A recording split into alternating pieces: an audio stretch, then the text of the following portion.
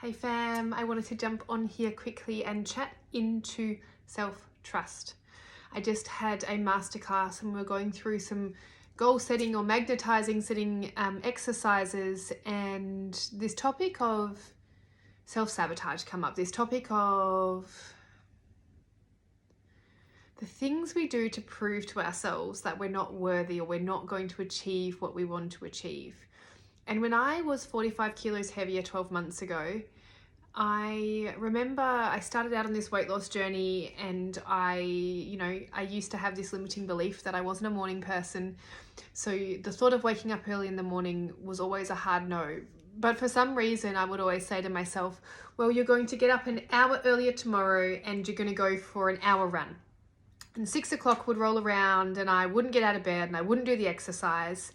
And I would then get into this vicious cycle of hating on myself even more and proving to myself that I couldn't trust myself even more. So then I would continue to not do the things that I wanted to do and continue to not show up for myself because I was in this vicious cycle of just proving to myself that I wasn't worthy. And it wasn't until I made this switch to small, quick wins.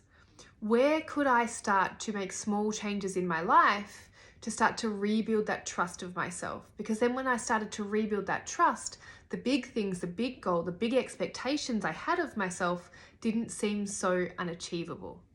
So if you were starting out on goals coming into the new year, don't set yourself goals that you know you're going to fail at.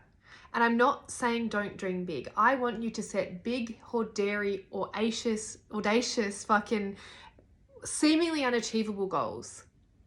But then when you start to put those goals into action, when you start to magnetize these things into your life, rather than say, I want $1 million, but you have no clear path to get there, start with small, quick wins. Say I'm going to close a $10,000 client.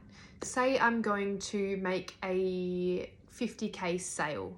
Whatever that might be, and start with the small, quick wins before you put in place the big goals, because we need to build that belief, build the trust in yourself that it's possible, and then we get to have the big life from there.